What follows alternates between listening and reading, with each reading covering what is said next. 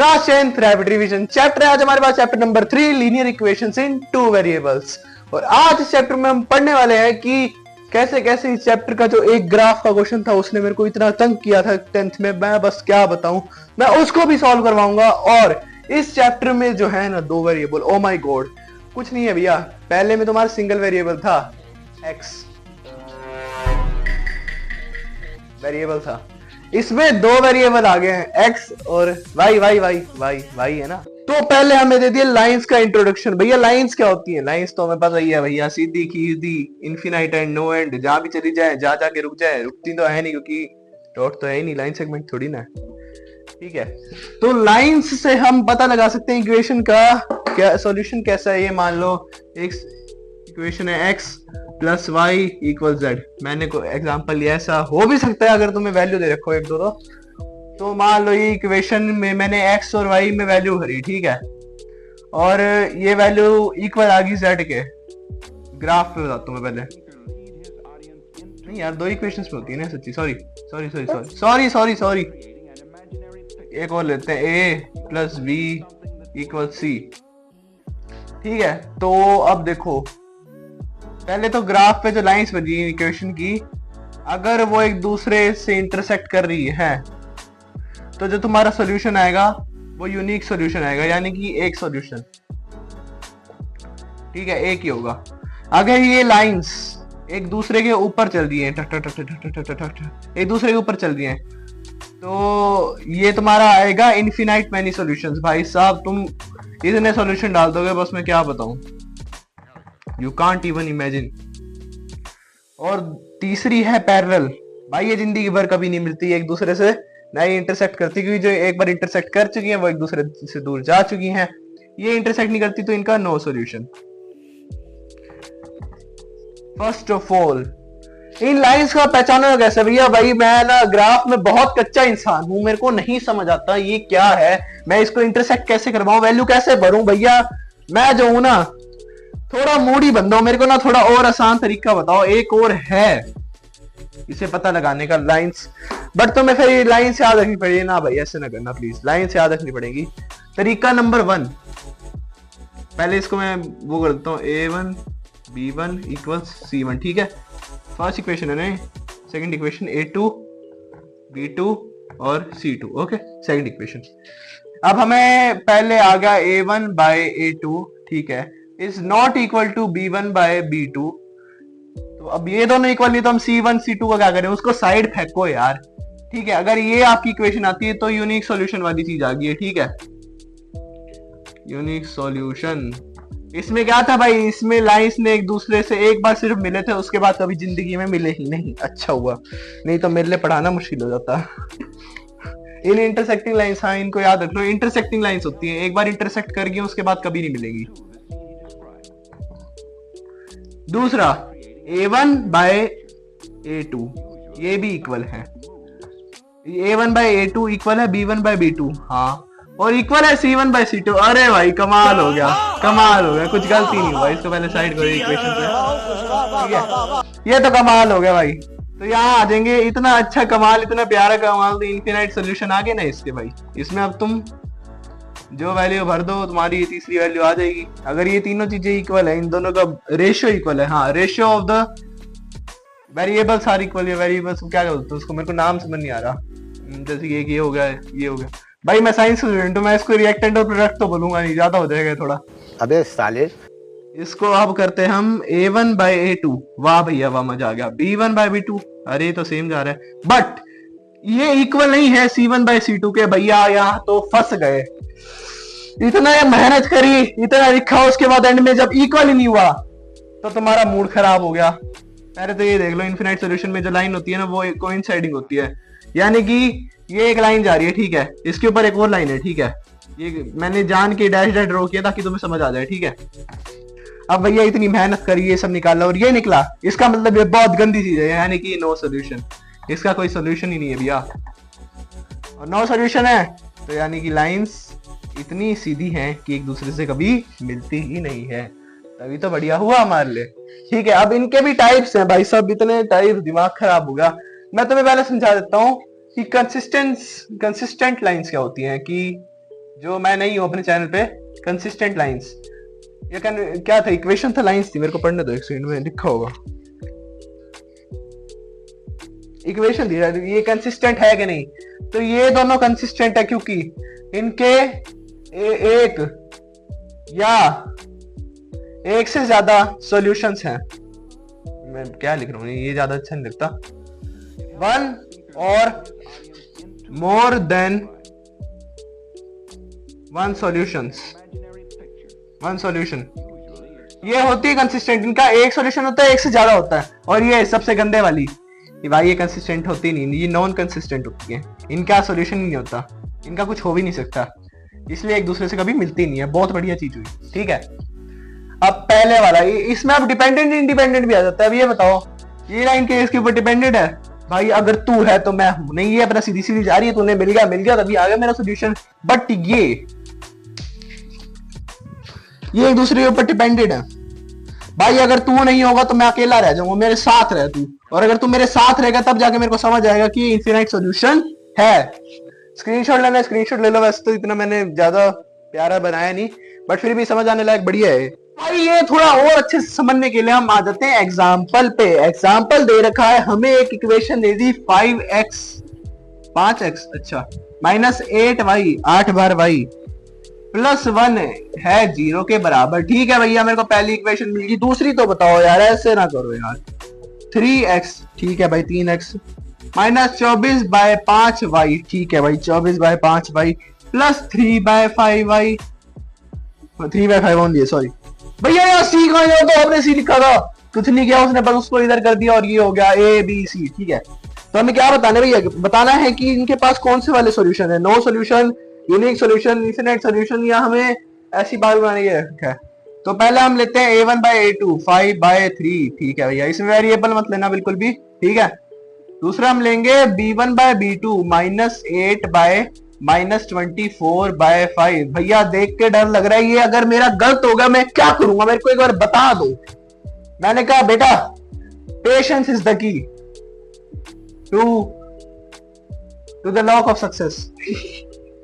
1/3/5 ठीक है भैया, डर लग रहा है अभी से, कोई बात नहीं।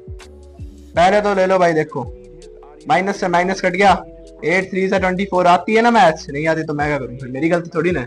ये हो गया 5/3, ओहो भैया ठीक है, ये ऊपर चला है कि डिनोमिनेटर के डिनोमिनेटर में था ये 5/3, ओहो भैया इक्वल हो गया। ये भी ऊपर चला गया 5/3, ओहो भैया इक्वल हो गया, यानी कि ये है इनफिनाइट मैनी सॉल्यूशंस। यानी कि अब x और y की कितनी वैल्यू भर दो, I mean, वैल्यू ऐसे भरनी पड़ेगी कि x और y का जो रिलेशन है इसमें जो 0 लिखा है वो होना चाहिए, बाकी तुम जितनी भरना चाहते हो भर लो। लाइंस कौन सी है मेरे को ये बता तू बेटा, तेरे को यही पकड़ना था मैंने। लाइंस भैया इनफिनाइट सुंदर सुंदर तो वो थी जो एक दूसरे के ऊपर डिपेंडेंट थी। अबे क्या कर रहा हूँ, कोइंसिडेंट लाइंस भैया, मेरे को याद था भैया। अब तुम्हें 3 मेथड होते हैं इक्वेशन को सॉल्व करने के, मैंने सिर्फ अभी एक करवाया और उस पे पहली एक्सरसाइज बेस्ड। भाई मैं अपना आराम से जा रहा था, मैं गया स्टेशनरी की दुकान पे, मैंने कहा 10 वाला बिस्कुट का पैकेट कितना का है जी? भैया मेरे को 5 पेंसिल और 7 पेन दे दो। उन्होंने कहा बेटा ये ले 50 रुपए दे। मैंने कहा अब एक काम करो, मेरा भाई आ गया, उसने कहा 7 पेंसिल और 5 पेन और ले। मैंने कहा ठीक है, मैंने कहा 7 पेंसिल और 5 पेन और दे दो। उसने मेरे को कहा 46 रुपए दे।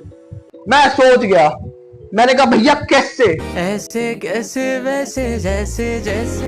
कहता भाई तू मैथ्स पढ़ाता है मैं नहीं पढ़ाता, तू बता कि कैसे, और एक पेंसिल और एक पेन की कॉस्ट बता दे, मैं मान जाऊंगा तेरे को, तू मैथ्स वाला है। मैंने कहा चल भाई ईगो पे बात आ गई, ईगो तोड़ दूंगा बंदे का। लेट कॉस्ट ऑफ पेंसिल, हाँ कॉस्ट ऑफ पेंसिल ले लो तुम x, ठीक है, 1 पेंसिल लिख देना, 1 pencil is x, and cost of 1 pen is y। ठीक है भैया मैंने ले लिया। तो अब क्या करूं मैं इसका, भैया आप मेरे को गलत बता रहे हो। नहीं बेटा मैं सही बता रहा हूं। पहले तूने लिए 5 पेंसिल 5x, ठीक है भाई, कॉस्ट में करेगा तभी तो आएगा। उसके साथ लिए थे तूने 7 पेन 7y, और तुझे देने पड़े 50 रुपए, ठीक है, यानी कि इन दोनों की प्राइस 50 के इक्वल है, ठीक है। मेरा भाई आया, उसने लिए 7 पेंसिल और 5 पेन, उसकी कॉस्ट आई 46। मैं सही जा रहा हूँ, ये भी कॉस्ट ही है, 7 पेन उसके पर की कॉस्ट, और ये होगी, है ना। अब भैया मैं क्या करूँ, आपने मेरे को बताया नहीं, ये तो आपने समझाया नहीं। डर मत बेटा, मैं सिखाता हूँ। अगर तू ध्यान से देखेगा, तू ग्राफ बना ले पहले। ले भाई मैंने तेरे लिए ग्राफ बना दिया, ठीक है भैया, थैंक यू भैया, ठीक है। या मैंने कर दिया 1 2 3 4 5 डॉट अप टू जो भी है 1 2 3 4 5। वैसे ग्राफ ऐसे बनना चाहिए क्योंकि नेगेटिव में प्राइस होती नहीं है, ठीक है भैया। भैया भैया भैया अगर आप y की वैल्यू 0 ले लो, पहली टेबल x और y की वैल्यू, भैया आप y की वैल्यू ले लो 0, ठीक है बेटा, ठीक है मैंने ले ली। भैया 5 की वैल्यू तो 10 हो जाएगी, मैंने कहा चल बेटे इसमें डाल दे डॉट, यहाँ पर कोऑर्डिनेट निकाल, 10 0 10 समथिंग लाइक यहाँ आ जाएगा x पे। अभी ले लो 0 है y तो मैं नीचे रखूंगा। भैया भैया भैया भैया भैया भैया आप x की वैल्यू 3 लो, मैंने कहा चल तेरी बात मान ली, x की वैल्यू 3 ले ली। भैया अगर आपने y की वैल्यू 5 ले ली तो ये 35 हो जाएगा, ये 35 हो गए, 15 हो गया, 35 15 50। मैंने कहा चल तेरी बात मान ली, y की वैल्यू 5 ये रहा, 1 2 3 4, हाँ ये रहा y की वैल्यू 5 और x की वैल्यू 3 है, कहाँ है कहाँ है कहाँ है कहाँ है कहाँ है, ये रहा। इसको मिटाओ, ये किसी काम का नहीं है। अब ये बन गई एक लाइन, ठीक है, मैंने जैसे समझाया था। ओके भैया भैया भैया भैया अब x की वैल्यू इसमें 3 ले लो। हाँ x की वैल्यू 3 कितनी हुई भैया, x की वैल्यू 3 हुई 7 21, हाँ ठीक है। आप y की वैल्यू 5 ले लो, 25 25 और 21 46। अब ये कहाँ पहुंच रहा है, x की वैल्यू 3 y की तेरी है, अबे ओ एक सेकंड, मैंने क्या लिया था, यहाँ 3 यहाँ 5 और यहाँ 3 यहाँ 5, यानी कि ये कॉमन पॉइंट आ गया। ये कोइंसिडेंट तो नहीं है भैया, अरे यार ये तो मेरे को भी डर लग गया। मैंने कहा चलो आप ले लो 7 की वैल्यू, कौन क्या ले सकते हैं, 7 8 जा 7 6 जा 42, नहीं थोड़ी और 7 6 जा 42। मैंने x की वैल्यू ले ली 6, ये हो गया 42, उधर जाके माइनस हुआ 4, y की वैल्यू आ गई 4/5, ठीक है, y की वैल्यू ऑटोमेटिकली 4/5 होगी। 4/5 की क्या वैल्यू आएगी 0.8, यानी कि कुछ इसमें, हाँ, और इस जगह पे 6 लिए ना मैंने x की वैल्यू, इस जगह पे यहां कहीं नीचे, बट ये इससे दूर है, इससे थोड़ा यहां ले लेता हूं, ठीक है। और ये पॉइंट यहां बन रहा है, ये पॉइंट ये रहा ना, हाँ सॉरी, ये पॉइंट ये बन रहा है, ये ऐसे, यानी कि ये इंटरसेक्ट कर रही है, यानी कि अभी एक बार मिल चुकी है, फिर से कभी नहीं मिलेगी। मैंने कहा भैया आप ना लिखो, सोल्यूशन यहाँ आ गया। सोल्यूशन क्या आया, y की वैल्यू 5 x की वैल्यू 3, जहां ये इंटरसेक्ट कर रहे हैं वो इसकी वैल्यू आ गई, क्या है, यानी कि भैया आपने मेरे को चैलेंज किया था, मैंने ईगो निकाला अपना और आपको तोड़ा। कैसे, मैंने कहा देखो क्या है, पेंसिल, मैंने कहा आपकी एक पेंसिल की वैल्यू x की क्या वैल्यू आई है 3 रुपए है। मैंने कहा आपके एक पेन की वैल्यू 5 रुपए है। दुकान वाला शॉप में ये तगड़ा बंदा है, उसने कहा सॉरी भैया आपके आज के बाद आपको अंडर एस्टिमेट नहीं करूंगा। ये आपका होगा पहला क्वेश्चन। कहते हैं हम सब्स्टिट्यूशन मेथड पे। सब्स्टिट्यूशन मेथड क्या है भैया, x प्लस 3 की वैल्यू 6 हो गई, ठीक है भैया, x प्लस एक सेकंड, x प्लस 3 की वैल्यू होगी 6, x प्लस 9 की वैल्यू होगी 12। भैया ये कैसे, अच्छा मैंने कहा ये इक्वेशन सही है, मेरे को ये बता दो। कहता कैसे, मैंने कहा x की वैल्यू इसमें क्या आ गई 3। अब मेरे को ये प्रूव करना है कि इक्वेशन सही है कि नहीं। अगर ये सही है तो लेफ्ट हैंड साइड और राइट हैंड साइड में जो आंसर होगा वो सेम होगा। या x की वैल्यू 3 इससे निकली, फर्स्ट में निकली, सेकंड में लगा दो पुट x into x की वैल्यू 3 थी प्लस 9 इक्वल्स 12।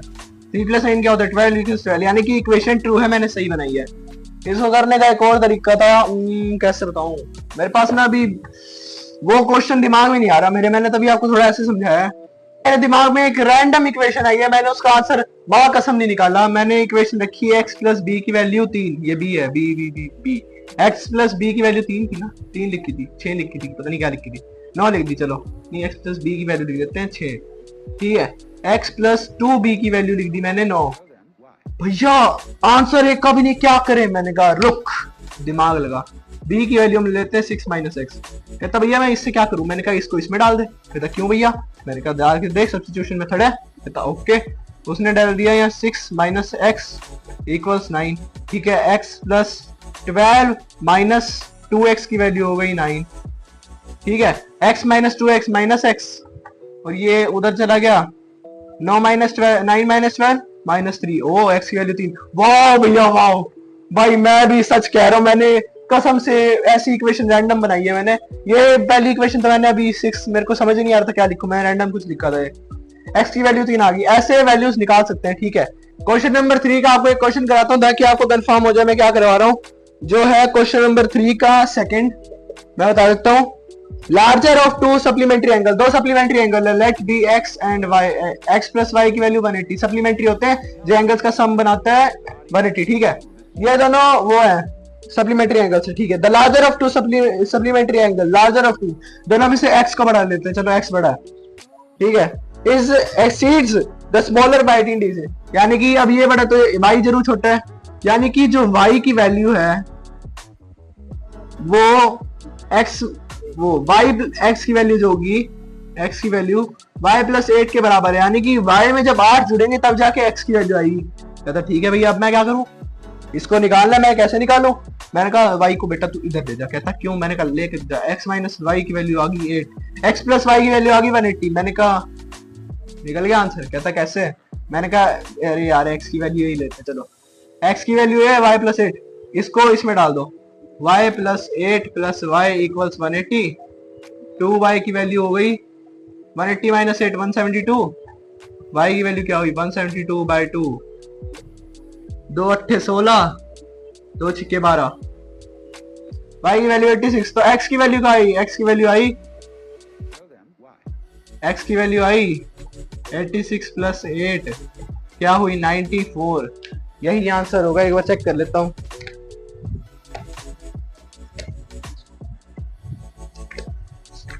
Where is 3.2? 3.2 का सप्लीमेंट्री वाला एंगल,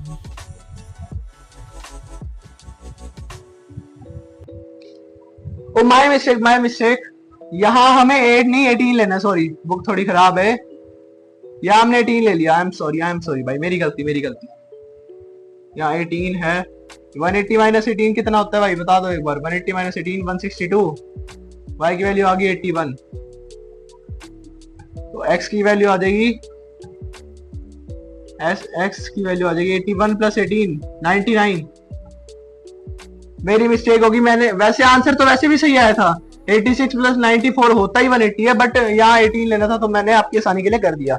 एक इक्वेशन दे रखी है 2x प्लस 3y इक्वल्स 8 और 4x plus 6y equals 7। Elimination लगाने के लिए पहले तुम्हें जो है 2 और 4 को मल्टीप्लाई करना पड़ेगा। पहले क्या कर सकते हैं, हाँ पहले 4 को ऊपर मल्टीप्लाई कर दो, कितना हो गया 4 2 जा 8x प्लस 12y इक्वल्स 32, ठीक है। अब 2 को इससे पूरे से मल्टीप्लाई करो, 8x प्लस 12y इक्वल्स 14, तो ये इससे मल्टीप्लाई हो गया। एलिमिनेशन लगा दो, नीचे लगा दो माइनस, अब तुम्हें माइनस करना तो आता ही है, ठीक है।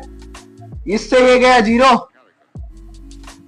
इससे ये गया 0, ठीक है, और 32 से 14 गया, ये कितना हो गया एक से, ये हो गया 8 18, ये 0 इक्वल्स 18 क्यों आया? क्या ये फॉल्स स्टेटमेंट है भैया? ये तो 0 इक्वल 0 या 18 इक्वल 18 आनी चाहिए भैया, ये तो गलत है भैया, आप गलत पढ़ा रहे हो। ये देख भाई, which is a false statement, भाई मेरी गलती नहीं है, मैं तो भैया पूरी लगन से पढ़ा रहा हूँ, ये बुक वाली ईमानदार नहीं है तो मैं क्या करूं। एक्सरसाइज लास्ट के क्वेश्चन नंबर 2 के 4th पे, मीना नाम की लड़की है, पक्का चेन्नई एक्सप्रेस से भाग के आई है। उसने जाना था बैंक पे, एसबीआई बैंक में जा रही है, नहीं एसबीआई बैंक में जा रही है, 2000 रुपए, 2000 है ना, 2000 रुपए विड्रॉ करने, ठीक है भैया। अच्छा क्या उसने कहा कैशियर भैया मेरे को सिर्फ 50 और 100 के ही नोट देना। कैशियर ने कहा ठीक है मैडम। उसको टोटल मिले 25 नोट, ठीक है। तो ये बताओ उसको कितने नोट्स मिले हर एक पैसे के। चलो पहले इस इक्वेशन को थोड़ा तोड़ते हैं। हम मान लेते हैं 50 के नोट हो गए x और 100 के नोट हो गए y, तो यानी कि x नोट और प्लस y नोट हो गए 25 नोट। हाँ भैया ये भी सही कह रहे हो।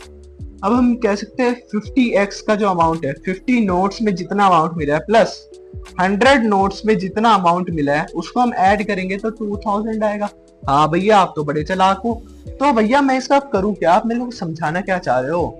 इक्वेशन 2 है, इक्वेशन 1 है, लगा दो एलिमिनेशन मेथड। एलिमिनेशन मेथड ही लगेगा ना इसमें, क्या तो यही रखा है। बट पहले इसको मल्टीप्लाई कर दो, इसको 50 से पूरे से को मल्टीप्लाई कर दो, पूरी इक्वेशन को 50 से मल्टीप्लाई करने के बाद हो जाएगा 50x plus 50y equals 50 into 25 1250। हाँ ओके भैया एलिमिनेशन लग गई। ये था 50x प्लस 100y इक्वल्स 2000, ठीक है। ये हो गया 50x plus 50y equals 1250। Elimination ही लगा रहा हूँ, ये माइनस कर दिया। 50 से 50x पूरा कट गया, 100 में से 50y गया 50y, ठीक है। 2000 में से 1250 गया 50 750 y की वैल्यू आ गई, 0 से 0 कटा 75 15, y की वैल्यू 15, यानी कि उसको 100 के 15 नोट मिले। तो बताओ कि उसको 50 के कितने नोट मिले। 100 के 15 नोट है तो 50 के उसको 10 नोट मिले होंगे। भैया अब मेरे को विश्वास नहीं है यार, बहुत गलत पढ़ा रहे हो, एक बार बताओ। देखो भाई 100 के 15 नोट थे, 1500 अमाउंट हो गया, प्लस 50 के 10 नोट थे तो कितना हो गया 500, कितना हो गया 2000 हो गया। 2000 इक्वल 2000। मैं आपको सही पढ़ा रहा हूँ। ये थी चैप्टर 3 की रैपिड रिवीजन वीडियो। होप करता हूं आपको वीडियो पसंद आई होगी। वीडियो पसंद आई तो वीडियो को लाइक करो, चैनल को सब्सक्राइब करो। मिलता हूं आपसे अगली वीडियो में, तब तक के लिए good bye and take care.